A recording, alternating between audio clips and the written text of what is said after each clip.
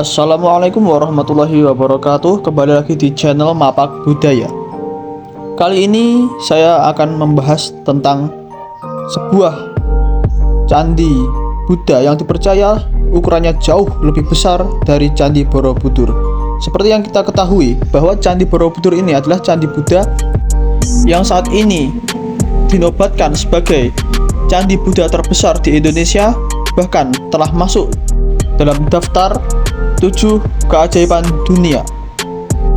Candi Borobudur kira-kira dibangun ketika dinasti Shailendra berkuasa, yaitu tepatnya adalah ketika Empu Sindok berkuasa di Kerajaan Medang.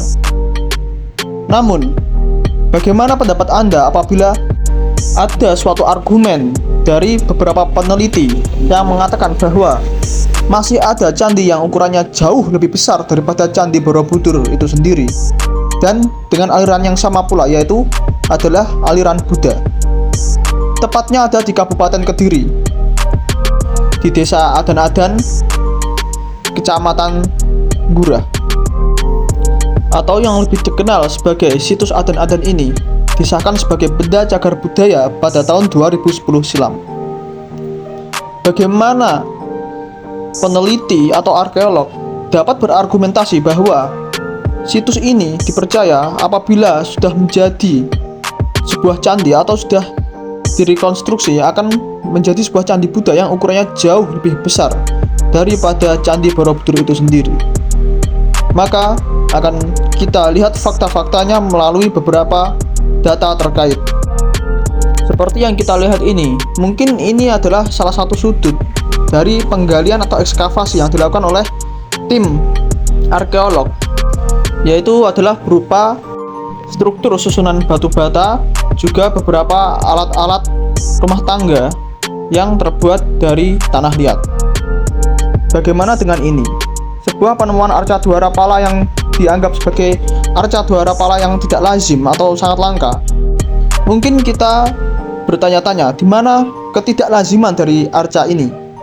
Yaitu adalah posisi dari arca itu sendiri, yang biasanya arca dwara pala di candi-candi itu dalam posisi duduk jongkok, sedangkan ini adalah dalam posisi berdiri dan juga membawa gada. Selain itu, ukuran dari arca ini juga sangatlah besar, sedangkan di Candi Borobudur sendiri tidak pernah ditemukan arca dwara pala sebesar ini.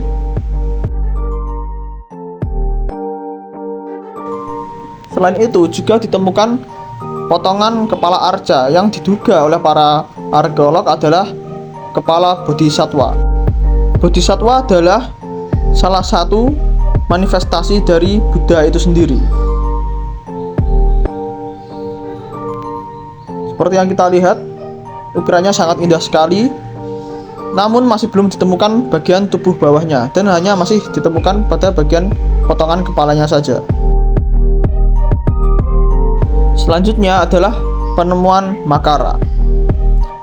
Makara adalah sebuah binatang mitologi yang biasanya ada di era Hindu-Buddha, atau memang candi Buddha ini sudah terpengaruh oleh budaya Hindu, di mana Makara ini adalah sebuah perwujudan makhluk dunia bawah yang berwujud terkadang digambarkan seperti seekor buaya yang memiliki belalai, terkadang juga seperti seekor ikan yang memiliki belalai seperti gajah.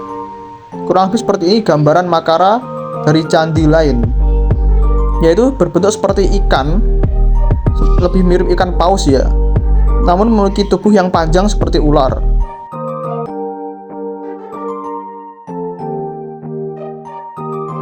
Adapun fungsi dari Makara ini biasanya diletakkan di pipi tangga untuk naik ke atas candi itu sendiri, yang memiliki filosofi tentang kesuburan atau kemakmuran.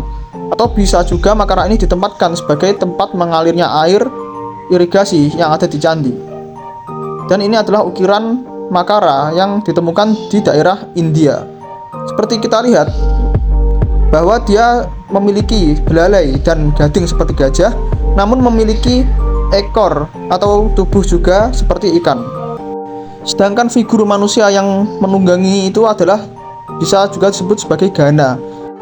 Gana di dalam kepercayaan atau agama Hindu merupakan tentara dari Dewa Siwa itu sendiri. Jadi bisa kita ambil kesimpulan bahwa candi-candi Buddha yang dibangun di Indonesia ini sudah bercampur dengan agama Hindu.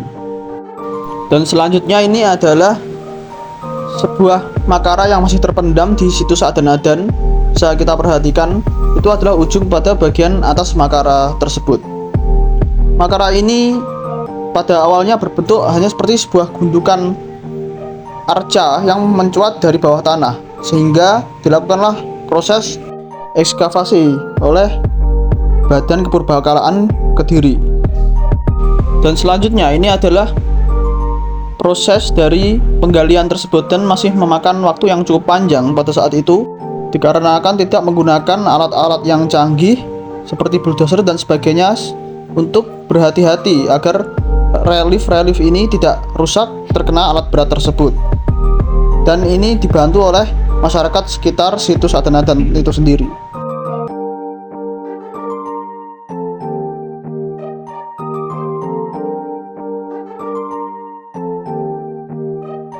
Dan ini juga salah satu proses penggalian yang menggunakan alat-alat tradisional yang dibantu oleh masyarakat sekitar situs Adan-Adan itu sendiri. Di mana masyarakat di sini bisa kita lihat sangatlah antusias dalam membantu badan arkeologi yang bertugas di situs Adan-Adan ini demi melestarikan peninggalan warisan leluhur kita. Mungkin dari sini makara ini masih terlihat biasa dan tidak begitu besar seperti makara pada umumnya. Namun coba kita lihat ukuran makara yang ada di Candi Borobudur berikut ini. Bisa kita lihat kedua makara yang ada di depan dan belakang petugas kebersihan tersebut hanyalah memiliki tinggi seukuran punggung orang dewasa, di mana itu juga sudah ditunjang dengan pelipit bagian bawahnya. Yang tentu saja apabila tidak ada pelipit atau penyangga pada bagian bawah makara tersebut, tentu saja tingginya mungkin hanya separuh tubuh orang dewasa, atau mungkin hanya sekitar 125 cm saja. Dan kita bandingkan dengan makara yang satu ini. Makara yang ditemukan di situs Adan-Adan ini memiliki tinggi kurang lebih 2 meter dan tidak termasuk dengan pelipit atau penyangga makara itu sendiri. Bayangkan saja, Candi Borobudur yang dikenal sebagai candi terbesar, bahkan terlihat seperti gunung dari kejauhan itu, hanya memiliki ukuran makara separuh dari ukuran tubuh orang dewasa. Dan ini ukurannya sekitar 2 meter, perbandingan yang sangat jauh sekali.